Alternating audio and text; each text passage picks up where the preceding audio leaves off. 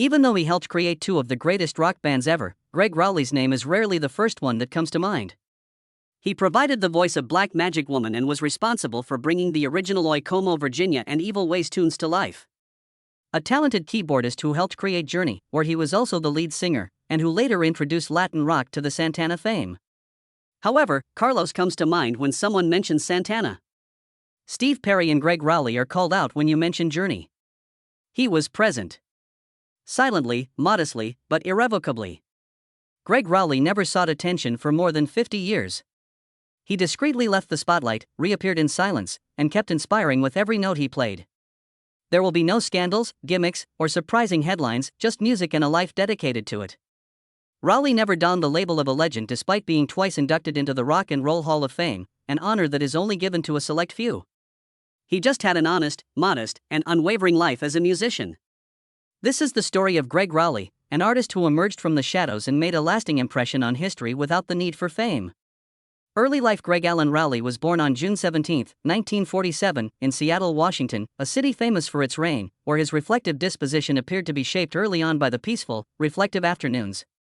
However, Gregg grew up in a middle-class family that was neither impoverished nor affluent. Shortly after his family moved to Palo Alto, California, a place known for its sunlight, top-notch schools, and the blossoming American dreams of the post-war era. Despite the fact that they were not artists, his parents always urged their son to listen to himself. And Gregg did just that. He sat in front of an antique piano while other children played baseball or were fixated on Hot Wheels, learning chords one by one with patience. Instead of striking him like lightning, music came to him steadily. He didn't study under any well-known instructors or go to a conservatorium. He gained knowledge by listening to Ray Charles, Bo Diddley, and Chuck Berry. Every solo was an opportunity to broaden the scope of his inner world, and every record served as a classroom. Gregg was a quiet student at Cumberly High School who enjoyed technical drawing and briefly thought about majoring in architecture. However, it was the evenings he sneaked out to practice with William Penn and his friends, his first garage band, that really made his pulse race. The rebellion was not limited to adolescence. He couldn't resist the calling, it was an awakening. He didn't have a difficult upbringing. His melodies were devoid of ancient wounds and family tragedies. Perhaps, though, that very serenity served as a springboard for the reflective music he would eventually produce. It's the kind that stirs the soul deeply without having to yell or flaunt itself. Gregg Rolie's music was not influenced by a difficult upbringing. He raised awareness early on that great work doesn't have to be loud. Early career. Gregg Rolie met Carlos Santana, a young Mexican guitarist with eyes that seemed to look into another mystical dimension, in the late 1960s while California was experiencing a surge in anti-war protests, hallucinogenic vibes, and a cultural yearning for freedom. There was no greater contrast between the two. Gregg was a logical and orderly individual. Clear melodies, succinct words, and tight arrangements were his favorites. Carlos, however, performed music as though he were attempting to communicate with the cosmos. His guitar solos, which looped in a state of near meditative trance, may go on for 10 minutes. Perhaps, however, it was just this contrast that produced a genuinely unique blend of Latin, psychedelic, blues, and rock. Contemplative but gritty. They founded the Santana Blues Band in 1966, which was subsequently abbreviated to Santana. They performed at bars, clubs, and outdoor festivals during the ensuing years. Santana made his debut at Woodstock in 1969, when hundreds of thousands of people congregated on a muddy field in upstate New York. Gregg Rolie's voice erupted from his Hammond organ while the guitar screamed and the Latin percussion thundered. They created a new legend. While he wasn't the frontman of the band, Rolie's thick, raspy, and powerful voice became the sonic identity of songs like Evil Ways, Black Magic Woman, and Oye Como Virginia. In a band full of diverse cultures, he was the silent conductor, using his playing to ground what Santana risked losing in its philosophical and spiritual endeavors. Unquestionably, the 1970 record Abraxas was a high point, but as the attention grew, so did the cracks. Carlos Santana started to reflect. He began incorporating meditation, spiritual teachings, and freeform jazz into the band's repertoire after being influenced by Guru Sri Chinmoy.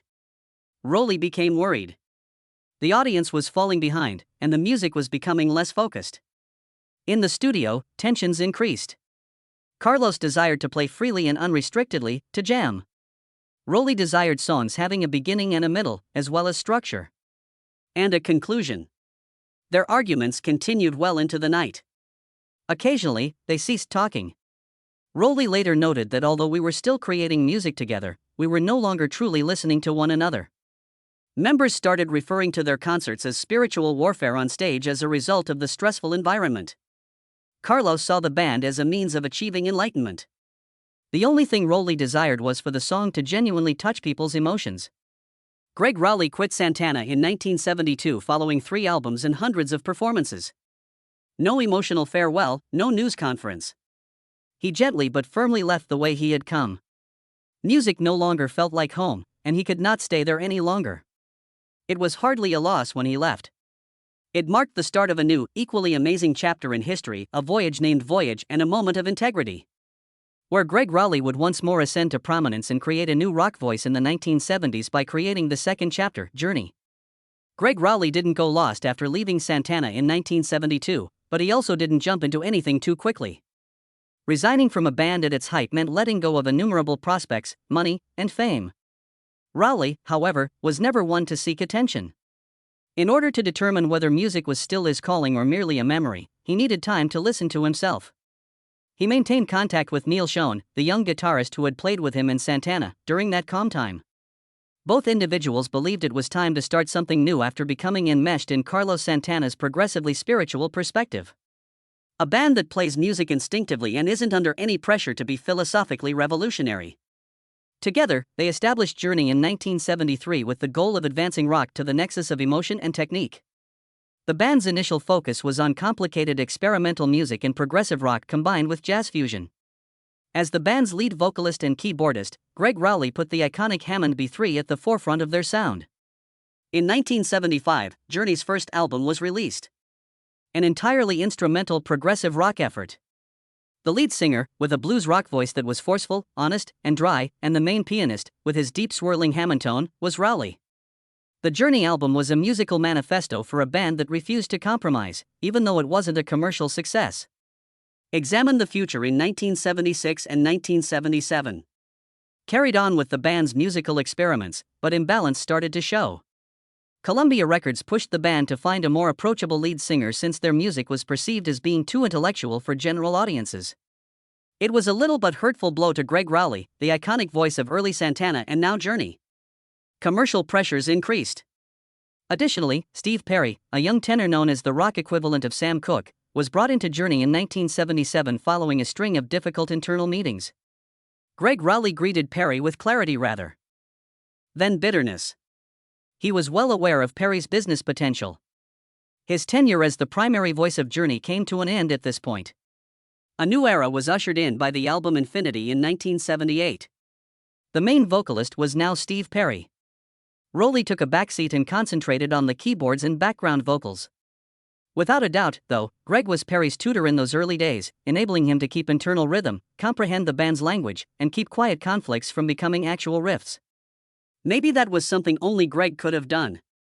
With singles like Lights and Wheel in the Sky, Infinity was a huge success, and its creator knew when to back off. Journey's subsequent albums Evolution, 1979, and Departure, 1980, helped them become one of the best arena rock bands in America. Rolie, meanwhile, was losing steam. He played out of duty due to demanding tour schedules, studio demands, and a developing disconnection from the band's initial musical essence. Gregg Rolie decided to depart Journey in 1980 after finishing Departure. There were no complaints or drama. He even recommended Jonathan Cain, the Baby's keyboardist, as his own replacement. The Hammond B3 was given to Rolie himself in a low-key musical succession ceremony. He was not pushed out. Like a conductor stepping off the stage after finishing his own symphony, he made the decision to step down. "I'm proud of Journey's success, but I was no longer truly part of it," Rolie once remarked. "And didn't want to lose my integrity just to keep going." He returned home, where his wife Lori and their 2 young children were waiting. And for nearly 2 decades that followed, he lived without platinum albums, without sold-out tours, but with things no stage could ever offer: peace, truth, and family. The quiet years and the return after leaving Journey in 1980, Gregg Rolie vanished from the rock spotlight. No new singles, no TV appearances, no headline-making interviews. To the public, it may have seemed like he was done, but in truth, it was just the beginning of a new chapter, one reserved for things that didn't need to be loud. He returned home and did something he hadn't truly done in nearly 20 years, became a husband, a father, and simply lived a normal life. In a home near Austin, Texas, he drove his kids to school, played music in the evenings, and read books in silence. No stage, no audience, no pressure. But music never left him. In 1991, Rolie made a quiet comeback, not under blinding lights but among old friends. Alongside former Journey members Ross Valerie and Steve Smith, he formed a band called The Storm. There were no blockbuster expectations, just seasoned musicians reconnecting with the joy of playing, for passion, not the charts. Unexpectedly, the single, I've Got a Lot to Learn About Love, climbed to number 6 on the Billboard mainstream rock chart. The Storm achieved quiet success, but it was enough to prove one thing. Rolie was still here, and when he chose to, he could still create something that made people stop and listen. However, the band's second album, Eye of the Storm, was indefinitely shelved by Interscope Records. The market had shifted, grunge had taken over, and artists like Rolie seemed out of place in a generation that no longer believed in Hammond-driven love songs. Unshaken, Rolie returned to his roots. In 1998, he reunited with former Santana bandmates, including Michael Shreve and Jose Arias, to form Abraxas Pool, a group steeped in the spirit of Latin rock. Their debut album was a nod to the past, but also a declaration. Those who once created magic at Woodstock could still craft music that stirred the soul even past the age of 50. Abraxas Pool didn't last long, but it gave Rolie something invaluable, a sense of reconciliation with the Santana era, a period he once left behind with inner conflict. For the first time in nearly 30 years, Rolie played the old songs with old friends. No more tension, no more artistic clashes, just music and mutual respect. Solo career. After years as a frontman, co-founder and lead vocalist for two legendary bands, Gregg Rolie embarked on his solo journey with an entirely different mindset. Not to create hits, not to become an icon, but to express himself authentically. Raw, free, and without the need to please anyone. In 1985, he released his debut solo album, Gregg Rolie. It was seen as a personal musical manifesto after decades spent in collaborative settings. The album leaned into AOR album-oriented rock and classic rock, blending his signature Hammond-rich keyboard textures with smooth guitar lines. The song I Wanna Go Back didn't chart prominently at the time, but would later become a hit for Eddie Money, a quiet testament to Rolie's enduring and underappreciated songwriting talent.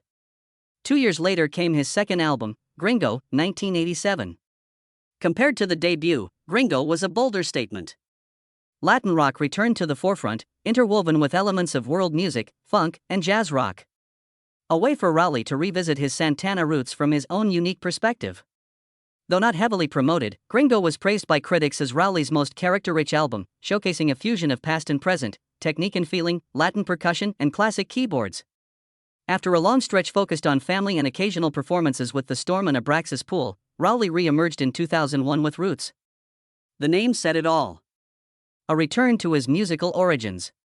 The album brimmed with blues, soul, and jam band influences, with Rolie taking on roles as vocalist, keyboardist, and producer.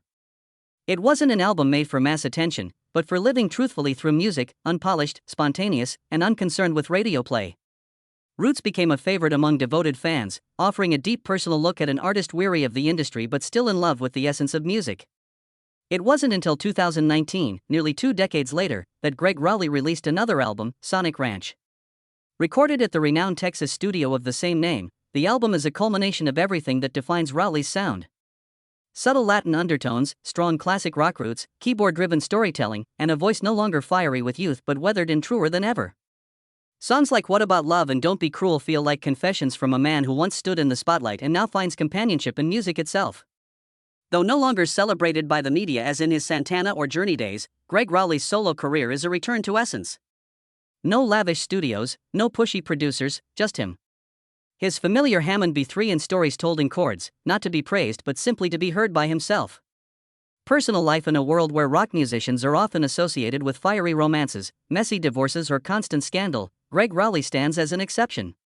Not because he never lived in the spotlight, but because he always knew when to step out of it and when to keep a place for himself where he could simply breathe. He married Lori Rolie in the late 1970s, just as his career with Journey was taking off. They met on a flight. Lori was a flight attendant and Rolie a touring musician. It wasn't a whirlwind Hollywood romance, but rather a steady relationship built on understanding and respect. Together, they made a choice rare in the world of touring artists to put family above fame. After leaving Journey in 1980, Rolie made a decision few musicians at the time dared to make. He became a full-time father. He once said, I didn't want to be the man known only through music magazines, but a stranger to his own kids. He and Lori have 2 children, a son and a daughter. During the 1980s and early 1990s, while his former Journey bandmates soared commercially with hits like Open Arms and Faithfully, Rolie was remodeling a home garage into a music room, teaching his kids to play instruments and driving to parent-teacher meetings. And when his wife Lori wrote a children's book series, Neem's Little World, inspired by their family, Rolie composed the background music for the audiobook versions. The way he contributed, quietly, behind the scenes, never seeking top billing, mirrors the way he has lived his entire life. Not needing to be seen, only wanting to be part of something meaningful. The Rolie family lives near Austin, Texas, where he has his own studio, a small garden, and a life slow enough to still hear the echo of a Hammond organ on a quiet afternoon. Though he once led thunderous performances at Madison Square Garden, today his joy comes from casual jam sessions with friends, moments when his grandchild asks, "Were you really famous?" and sunsets that no longer rush him. He's never made tabloid headlines, never had to issue a public apology for personal mistakes. Perhaps because, for Gregg Rolie, silence has always been a choice. Not because he couldn't make noise, but because he never saw the need to. Legacy and influence. Gregg Rolie was never the kind of name that graced magazine covers on a regular basis. He didn't lead a cultural revolution, didn't spearhead a movement, didn't pull rock into politics or spiritual doctrine. But he accomplished something that very few musicians in the history of music ever have. He helped shape the signature sound at the birth of not just one, but 2 legendary bands. With Santana, he was the original lead vocalist, the soul behind Black Magic Woman, Evil Ways, and Oye Como Va. He didn't just sing. He was the heart of those early tracks, the hands on the Hammond B3 that brought Latin rock for the first time to major American stages, from Fillmore West to Woodstock.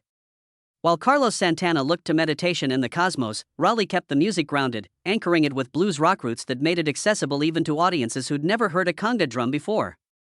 With Journey, he launched an entirely different chapter, American progressive rock. Technical, powerful, and built for stadiums. The band's first 3 albums, though not commercial hits at the time, laid the foundation for what would become one of rock's most successful acts.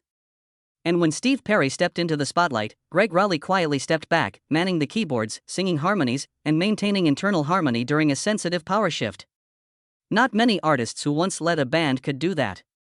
2 bands founded, 2 sonic blueprints laid, 2 exits made when he no longer felt he belonged, and for that, Gregg Rolie has been inducted twice into the Rock and Roll Hall of Fame, in 1998 with Santana, and again in 2017 with Journey. A rare honor, but one well-deserved for a man who chose silence over self-congratulation. His influence doesn't come from grand statements, it comes from the sounds he left behind. The blistering Hammond B3 that opens Black Magic Woman, a voice thick as cigarette smoke yet filled with feeling, the solid, unshakable keyboard foundations behind flashier stars. It's the influence of someone who didn't need to stand in the spotlight to be a pillar. Gregg Rolie didn't rewrite rock history, but if you look closely, you'll find his signature on the opening pages of at least 2 of its greatest chapters. Present life. At 77, Gregg Rolie no longer appears on stage every night, but that doesn't mean he has stopped living for music. On the contrary, he's now living with music more fully than ever. No pressure, no limits, nothing to prove. He and his wife, Lori Rolie, reside in a peaceful home near Austin, Texas, where mornings begin with gardening and late afternoons often end with a light jam session in his home studio. No more grueling tour schedules, no more studio deadlines. Gregg Rolie has chosen a life that steps back from the world while staying deeply connected to the one thing that has always made him feel alive: music. In 2024, he made a surprise appearance at a community music event at the University of Texas, where he collaborated with the Longhorn Marching Band. Not to perform a Santana or Journey hit, but to share wisdom and guide students in playing from emotion rather than just technique. For him now, passing on inspiration matters more than performing for applause. In October 2024, he was honored by his local community as an artist of lasting influence, not only for what he achieved on stage, but for the kindness, quiet strength, and enduring spirit he continues to embody. People no longer call him the legend of Santana or the founder of Journey, just Gregg, the artist. In a rare 2023 interview when asked about his musical legacy, he simply smiled and said, "I don't think I left anything that big behind. I was just lucky to be in the right place with the right people and to listen to the voice inside. Music doesn't save the world, but it saved me." He still plays the keyboard every day, still records new songs. Even if they're never released, just to keep his heart from growing dry. He continues to support Lori's children's book series and educational charity projects. He still has the habit of sitting on the porch at sunset, sipping tea, and occasionally pressing play on one of his old recordings, smiling, still sounds alright. Gregg Rolie doesn't seek an audience anymore, and yet, somehow he still has one.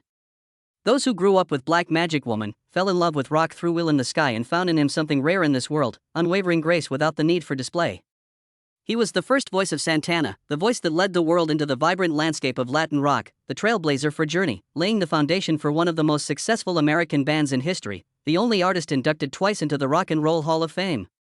Yet choosing a quiet life in Texas, surrounded by family and an old Hammond B3. In an industry where people often have to shout to be heard, Gregg Rolie chose a different way to play, to step back when needed, and to return only when the heart called. He is proof of a simple but lasting truth. Pioneers don't need to stand in the middle of the road, they just need to carve a path and let the music, like water, find its own flow. Not everyone standing in the spotlight is a legend. Some, like Gregg Rolie, only need to stand behind it, and still manage to light up an entire era. If you've ever loved a Santana track or hummed along to a Journey melody, chances are, you've quietly passed through the world Gregg Rolie helped create. And if you'd like to keep discovering the untold journeys of music, don't forget to subscribe. Because the best stories always begin where no one's looking. Thank you for watching and see you in the next video. Goodbye.